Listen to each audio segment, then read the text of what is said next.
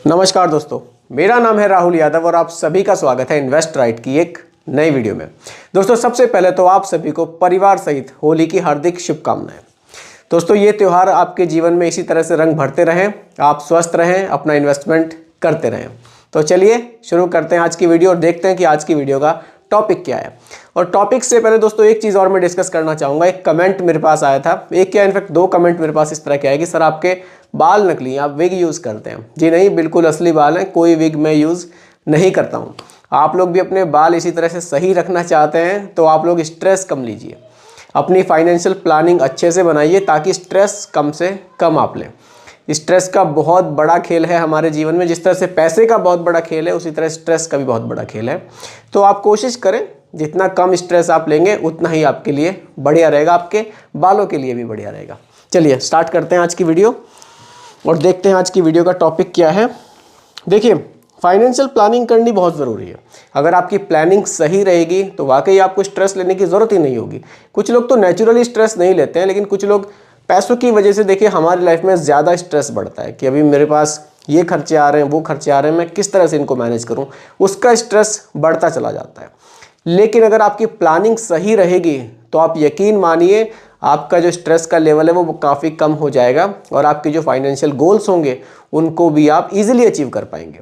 बस प्लानिंग अच्छी होनी बहुत ज़रूरी है। प्लानिंग का हमारी लाइफ में बहुत बड़ा रोल होता है। तो चलिए इसी तरह की एक प्लानिंग के बारे में आज की वीडियो में भी डिस्कस करेंगे। एक सर ने कमेंट किया है, उनका कहना है कि सर देखिए मेरे पास अभी लोन चल रहा है, उनका होम लोन है शायद, वो चल रहा है और उनके पास कहीं से पैसा आ गया है। तो वो कहना चाह रहे हैं कि मैं इस पैसे को सीधा लोन अपना चुका दूं या फिर मैं इस पैसे को SWP प्लान में इन्वेस्ट करके वहाँ से जो मंथली इनकम मेरी जनरेट होगी उससे मैं उस लोन की इंस्टॉलमेंट भरता रहूँ। दो ऑप्शंस इनके पास अभी हैं। देखिए, अभी इनको लोन को चलाते हुए इनको 3-4 साल लगभग हो गए होंगे। इनका कहना है कि लोन मेरा चल रहा है।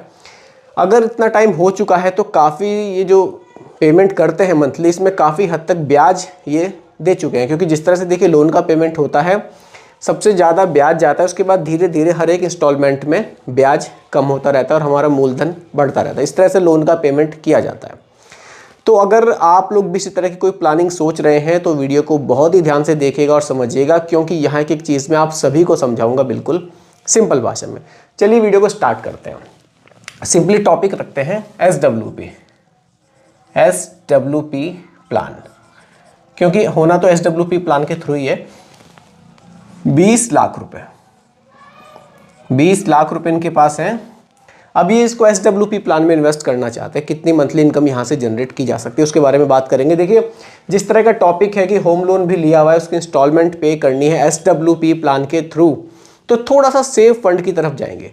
सेफ फंड का मतलब है आप लोग हाइब्रिड कैटेगरी में इन्वेस्टमेंट कर सकते हैं। अब देखिए, हाइब्रिड कैटेगरी में भी दो कैटेगरी मेनली आपको देखने को मिलेगी। एक देखने को मिलेगी आपको कंजर्वेटिव हाइब्रिड फंड, कंजर्वेटिव, और एक कैटेगरी आपको देखने को मिलेगी balanced advantage fund, balanced advantage. अब बैलेंस्ड एडवांटेज फंड क्या है? ये डायनेमिक एसेट एलोकेशन के साथ आते हैं। मतलब ये मार्केट कंडीशन को देखते हुए अपने पैसे को डेट में और इक्विटी में एलोकेशन घटा बढ़ा सकते हैं। कंजर्वेटिव हाइब्रिड फंड्स में आपका मैक्सिमम पैसा डेट में यानी कि गवर्नमेंट सिक्योरिटीज में रहेगा। यहाँ रिटर्न्स आपको बैलेंस्ड एडवांटेज फंड के मुकाबले थोड़े से कम देखने को मिलेंगे, लेकिन ये फंड काफ़ी सेफ रहने वाला है क्योंकि मैक्सिमम पैसा आपका गवर्नमेंट सिक्योरिटीज़ में रहने वाला है। तो अगर आप इस तरह के फंड में इन्वेस्ट करते हैं तो आपको कितने रिटर्न्स मिलते हैं, इस तरह के फंड्स में इन्वेस्ट करेंगे तो आपको कितने रिटर्न्स मिलेंगे, इसके बारे में डिस्कस करेंगे। फिर देखेंगे कि 20 लाख रुपए अगर हम SWP प्लान में इन्वेस्ट करते हैं तो फिर हम कितने पैसे मंथली यहाँ से जनरेट कर सकते हैं। चलिए सबसे पहले बात करेंगे कंजर्वेटिव हाइब्रिड फंड कैटेगरी की। चलिए देखिए, कंजर्वेटिव हाइब्रिड फंड में मैक्सिमम 35% पैसा ही इक्विटी में इन्वेस्ट किया जा सकता है, बाकी पैसा डेट में रखना अनिवार्य है। तो यहाँ आ जाते हैं हम लोग SBI कंजर्वेटिव हाइब्रिड फंड हो जाएगा SBI। अब SBI फंड की अगर मैं होल्डिंग्स की बात करूँ, देखिए यहाँ जो हमारा पैसा डेट में रखा गया है, डेट यानी कि गवर्नमेंट सिक्योरिटीज़, वो रखा गया है 73.4%। और इक्विटी का मतलब है स्टॉक मार्केट। स्टॉक मार्केट में जो पैसा रखा गया है वो रखा गया है 22.1%। अब देखिए यहीं से आपको आइडिया हो जाएगा कि आपका मैक्सिमम पैसा तो गवर्नमेंट सिक्योरिटीज़ में ही जा रहा है, तो रिस्क यहाँ पर काफ़ी हद तक मिनिमाइज किया गया है। अगर मैं रिटर्न्स की बात करूँ, देखिए SBI कंजर्वेटिव हाइब्रिड फंड, इसके अगर मैं रिटर्न्स की बात करूँ, देखिए लास्ट के 5 ईयर्स के अगर आप रिटर्न्स देखें 10.94 यानी कि लगभग 11% के रिटर्न्स, लगभग 11% के रिटर्न्स इस फंड ने जनरेट किए हैं। अब आ जाते हैं बैलेंस्ड एडवांटेज फंड कैटेगरी की तरफ, ये जो कि डायनामिक एसेट एलोकेशन के साथ आती है। इसमें मैं बात करने वाला हूँ ICICI prudential balanced advantage fund, ICICI। कोशिश की है दोस्तों दोनों ही कैटेगरी में थोड़ा सा सेफ फंड लेने की कोशिश मैंने की है, क्योंकि देखिए टॉपिक ऐसा है कि आपकी जो इंस्टॉलमेंट है लोन की आपको पे करनी है, तो बहुत ज़्यादा हाई रिस्क वाले फंड्स में नहीं जाएंगे, कोशिश करेंगे कि आपका पैसा सेफ रहे। तो बैलेंस्ड एडवांटेज फंड में ICICI बैलेंस्ड एडवांटेज फंड के बारे में अगर मैं बात करूँ, यहाँ भी सीधा अगर मैं आपकी होल्डिंग्स देखूँ तो यहाँ डेट में जो पैसे का एलोकेशन है वो कितना रखा गया है वो देखते हैं। देखिए डेट में यहाँ एलोकेशन रखा गया है 24.1% और इक्विटी में यहाँ रखा गया है 43.5%। यहाँ एलोकेशन पैसे का कुछ इस तरह से रखा गया है। देखिए यहाँ इक्विटी में पोर्शन बहुत कम है, यहाँ इक्विटी में बहुत ज़्यादा है। इसका मतलब balanced advantage fund conservative hybrid fund के मुकाबले ज़्यादा रिस्की फंड है। इसी तरह से रिटर्न्स में आपको फ़र्क देखने को मिलेगा। रिटर्न्स यहाँ हमें देखने को मिलते हैं 13.5% के लास्ट के 5 ईयर्स में, यानी कि लगभग 2.5% के रिटर्न्स के आसपास का आपको फ़र्क यहाँ दोनों में देखने को मिलेगा। आप चाहें तो आधा पैसा इसमें और आधा पैसा इसमें भी इन्वेस्ट करके अपना SWP प्लान चला सकते हैं। और अगर देखिए आप एग्रेसिव इन्वेस्टर हैं आप, तो टोटल पैसा भी आप बैलेंस्ड एडवांटेज फंड में डाल सकते हैं। लेकिन अगर आपको लगता है कि नहीं मुझे थोड़ा सेफ साइड रहना है, तो आपको पूरा पैसा भी आप कंजर्वेटिव कैटेगरी में भी डाल सकते हैं।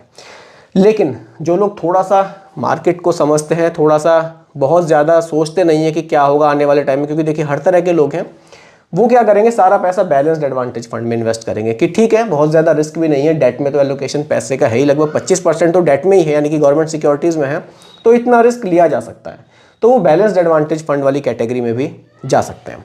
अब बात करते हैं सीधा SWP प्लान की। देखिए 20 लाख रुपये आप इन्वेस्ट करेंगे,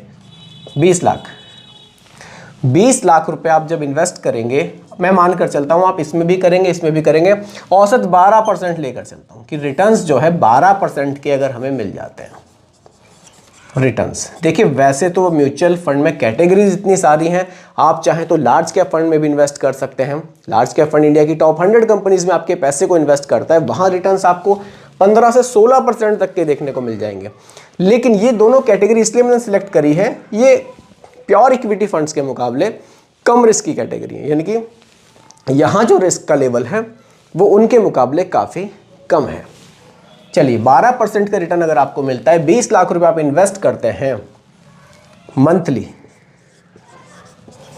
देखिए मंथली 20 लाख रुपए अगर आप इन्वेस्ट कर रहे हैं, मेरे हिसाब से 9% का रिडीम आप पैसा कर ले तो सफिशिएंट रहेगा। अब देखिए यहाँ भी एक सवाल बनता है, एक हमारे चैनल पर ही कमेंट आया था कल, एक व्यूवर्स ने कमेंट किया था कि सर आप ये जो कैलकुलेशन कर रहे हैं ये गड़बड़ है। देखिए सर ये जो कैलकुलेशन मैं कर रहा हूँ ये ईयरली कैलकुलेशन है। अगर मैं यहाँ पर 20 लाख रुपए इन्वेस्ट कर रहा हूँ, उसका 9% निकाल रहा हूँ, यानी कि 1,80,000, तो वो 1,80,000 रुपये सालाना होगा, यानी कि उसको अगर हम मंथ में कैलकुलेट करेंगे तो वो 15,000 रुपये होगा, मंथली 15,000। क्योंकि देखिए एक सर का कमेंट आया था कि सर आपने ये कैलकुलेशन गलत कर दी। सर कैलकुलेशन गलत नहीं है, कैलकुलेशन इस तरह से है कि 20 लाख का 9% यानी कि 1,80,000 सालाना, और उसको मंथ में कैलकुलेट करेंगे तो 15,000 रुपये आएगा।